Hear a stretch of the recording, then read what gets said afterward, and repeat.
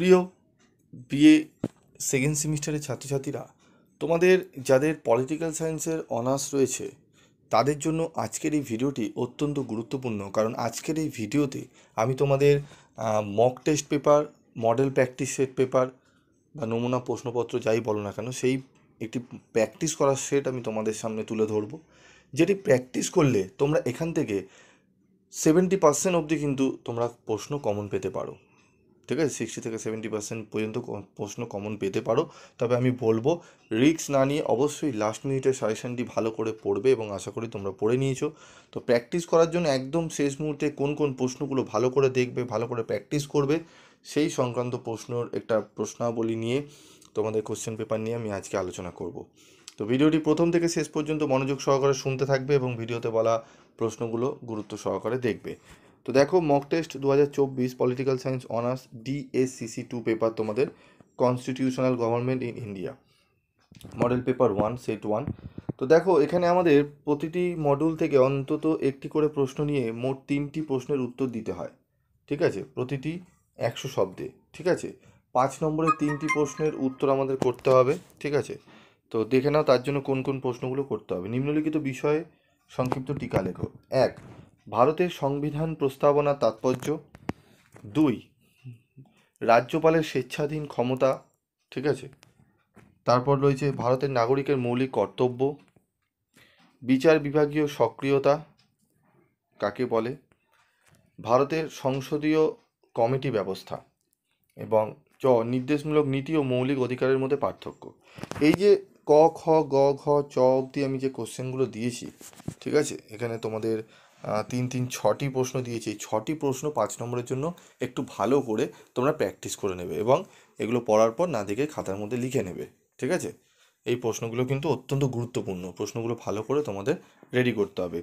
তারপর দেখো, মডিউল 1 থেকে আমাদের 500 শব্দের মধ্যে যে কোনো একটি প্রশ্নের উত্তর দিতে হবে, যেটি 20 নম্বরে থাকবে অনার্সের ক্ষেত্রে। ঠিক আছে, জেনারেলের ক্ষেত্রে কিন্তু কোশ্চেন প্যাটার্ন আলাদা। আমি জেনারেলের ক্ষেত্রে প্রিভিয়াস ভিডিওতে জেনারেলেরও মডেল প্র্যাকটিসে দিয়ে দিয়েছি, তোমরা চাইলে সেখান থেকে প্র্যাকটিস করে নিতে পারো। তারপর দেখো, ভারতের কেন্দ্র ও রাজ্যের মধ্যে সম্পর্কটি বর্ণনা করো। এবার সম্পর্ক, দুটো সম্পর্কই পড়ে যাবে, একটা হচ্ছে আইনগত সম্পর্ক ও একটি হচ্ছে প্রশাসনিক সম্পর্ক। ঠিক আছে, এই দুটি সম্পর্ক ভালো করে করে গেলে ভারতের কেন্দ্র রাজ্যের মধ্যে আশা করি তোমরা পেয়ে যাবে কমন। ঠিক আছে, তারপর দেখো, ভারতের রাষ্ট্রপতি ও প্রধানমন্ত্রীর সাংবিধানিক সম্পর্ক লেখো। ভারতের রাষ্ট্রপতি ও প্রধানমন্ত্রীর সাংবিধানিক সম্পর্ক লেখো, বা প্রধানমন্ত্রীর মধ্যে যে সম্পর্ক রয়েছে সেগুলো লেখো। এই প্রশ্নটি গুরুত্বপূর্ণ, এটি ভালো করে প্র্যাকটিস করবে। ঠিক আছে, 500 শব্দের মধ্যে। তারপর দেখো, 3-এর দাগে মডিউল 1 থেকে যে কোনো একটি প্রশ্নের উত্তর দাও 150 শব্দের মধ্যে। 10 নম্বরের করতে হবে একটি প্রশ্ন।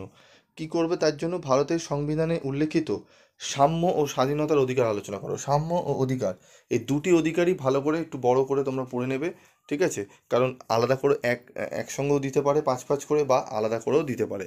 তাই এই দুটো প্রশ্নই 10-10 হিসাবেই পড়ে যাবে। ঠিক আছে, কারণ অনেক সময় হয়তো হতে পারে সাম্যর অধিকারটি দিয়ে দিল, বা হয়তো সাম্যটি দিল না, স্বাধীনতার অধিকারটি দিয়ে দিল।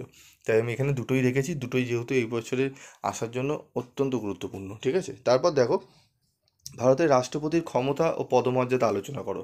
এই প্রশ্নটি অত্যন্ত গুরুত্বপূর্ণ, এবং তার সাথে আরেকটি এক্সট্রা প্রশ্ন পড়বে, প্রধানমন্ত্রীর ক্ষমতা ও পদমর্যাদা। ঠিক আছে, এই ক খ গ এখানে একটি করে এক্সট্রা আমি প্রশ্ন দিয়েছি, তার কারণ একটাই, একটু বেশি তোমরা একটা করে এক্সট্রা প্রশ্ন পড়ে যাও। আমি চেষ্টা করছি যাতে এখান থেকে এমনভাবে কোশ্চেনটা সেট করেছি যাতে তোমরা 90% কারণ 100% প্রশ্ন এখান থেকে কমন পেয়ে যাও। ঠিক আছে, 60-70 বদলে, তাই এক্সট্রা কোশ্চেনগুলো রেখেছি। আর তোমরা যদি চাও এক্সট্রা কোশ্চেনগুলো পড়ে নিতে পারো, যদি না চাও তাহলে ক আর খ প্রশ্নগুলোই পড়বে। ঠিক আছে, একদম গুটি কয়েক প্রশ্ন, আশা করি তোমাদের সমস্যা হবে না, একটু পড়ে নেবে। ঠিক আছে, যারা অনার্সের স্টুডেন্ট রয়েছে। তারপর দেখো, মডিউল 2 থেকে যে কোনো একটি প্রশ্নের উত্তর দাও 500 শব্দের মধ্যে। দেখো, ভারতের সংবিধানের সংশোধনের পদ্ধতিগুলি আলোচনা করো। ভারতীয় সংবিধানের সংশোধনের পদ্ধতিগুলি আলোচনা করো। মুখ্যমন্ত্রীর ক্ষমতা ও কার্যাবলী আলোচনা করো। মুখ্যমন্ত্রীর কী কী ক্ষমতা রয়েছে ও কার্যাবলী রয়েছে, ঠিক আছে, আলোচনা করো। বা এটি আরেকভাবে ঘুরিয়ে আসতে পারে, একটি অঙ্গরাজ্যের মুখ্যমন্ত্রীর ক্ষমতা ও কার্যাবলী আলোচনা করো। প্রশ্নের উত্তর কিন্তু সেম হবে। ঠিক আছে, এই দুটি প্রশ্ন খুব ভালো করে করতে হবে। তারপর দেখো, আরেকটি এক্সট্রা প্রশ্ন পড়তে পারো, সংবিধানের কার্যাবলী পূর্ণ বিবেচনার জন্য গঠিত জাতীয় কমিশনের প্রধান প্রস্তাবগুলি আলোচনা করো। ঠিক আছে, এই প্রশ্নটি ভালো করে একটু দেখে নেবে। তারপর দেখো, 5-এর দাগে যে কোনো একটি প্রশ্নের উত্তর দাও 150 শব্দের মধ্যে। 10 নম্বরের প্রশ্ন এটি, ঠিক আছে? আসবে একটি করতে হবে। কি করতে হবে তার জন্য? পড়তে হবে ভারতের লোকসভা স্পিকারের ভূমিকা আলোচনা করো। ভারতের লোকসভা স্পিকারের ভূমিকা আলোচনা করো। খ প্রশ্ন রয়েছে, দেখো, ভারতের হাইকোর্টের গঠন ও কার্যাবলী আলোচনা করো। ভারতের হাইকোর্টের গঠন ও কার্যাবলী আলোচনা করো, এবং তার সাথে আরেকটি প্রশ্ন এক্সট্রা পড়বে, ভারতের বিচার বিভাগীয় সক্রিয়তা সম্পর্কে আলোচনা করো। একদম বাছাই করা যে প্রশ্নগুলো একদম 99% আসার সম্ভাবনা, সেই প্রশ্নগুলোই কিন্তু এখানে তুলে ধরা হয়েছে। এবার যদি কোশ্চেন বিশাল টাফ করে তাহলে হয়তো এখান থেকে তোমরা মোটামুটি 60% মতো কমন পাবে। যদি মোটামুটি সোজা কোশ্চেন করতে করেন তাহলে তোমরা দেখবে 100%ই এই সমস্ত প্রশ্নগুলো কমন পেয়ে গেছো। তাই বলবো খুব ভালো করে প্র্যাকটিস করো এবং প্রচুর পরিমাণে বন্ধুদের মধ্যে শেয়ার করে দাও। তোমাদের যে গ্রুপ রয়েছে সেখানে শেয়ার করো, যাতে প্রত্যেক ছাত্রছাত্রীরা এই সমস্ত প্রশ্নগুলো পড়ে যেতে পারে এবং প্রত্যেকেই যেন ভালো নাম্বার পেতে পারে। এবং তোমাদের জন্য অনলাইন ক্লাসেরও সুবিধা রয়েছে 3rd সেমিস্টার থেকে। এবং তোমাদের আরেকটি সুখবর দেবো, তোমাদের যারা পলিটিক্যাল সায়েন্স, হিস্ট্রি এবং এডুকেশনের অনলাইন ক্লাস করতে চাও তাদের মান্থলি 100 টাকা করে আমি পড়াবো, এবং পড়ার কোয়ালিটি তোমরা দেখে নেবে। 1 মাস পড়া দেখে নেবে, যদি ভালো না লাগে তাহলে তোমাদের টাকা রিটার্ন করে দেওয়া হবে, ঠিক আছে? কিন্তু 1 মাসের ক্লাসটি দেখবে, দেখে তারপর তোমরা বুঝবে। টাকা কম নেওয়ার কারণ হচ্ছে এই নয় যে ক্লাসগুলো ঠিকঠাক হবে না। ক্লাস যেরকম 400 টাকা 500 টাকা ক্লাস যেরকম হয় সেরকমই হবে। শুধুমাত্র অনেক ছাত্রছাত্রী রিকোয়েস্ট করেছে যে স্যার আমাদের একটু রেমুনারেশন কম নিয়ে পড়ান, আমরা অনেকেই পড়তে পারছি না অনেক ফিজের জন্য। তাই তাদের জন্য আমি বিশেষ করে করেছি, এবং যাদের সামর্থ্য রয়েছে তারা অন্যান্য জায়গায় বেশি টাকা দিয়ে পড়তে পারো, সেটা তাদের ব্যক্তিগত ব্যাপার। তবে যারা পড়তে চাইছো তোমরা এর মধ্যেই নাম অ্যাডমিশানগুলো নিয়ে নাও, ঠিক আছে? নিয়ে তোমরা লিখে দাও। প্রথম 50 জনকে কিন্তু আমি এই ফেসিলিটি দেওয়া হবে। তো যারা তাড়াতাড়ি নাম লিখিয়ে নেবে তাদের জন্য কিন্তু এই ফেসিলিটিটা। তো যারা ইচ্ছুক রয়েছে তারা জানাবে। আজকের মতো এইটুকু।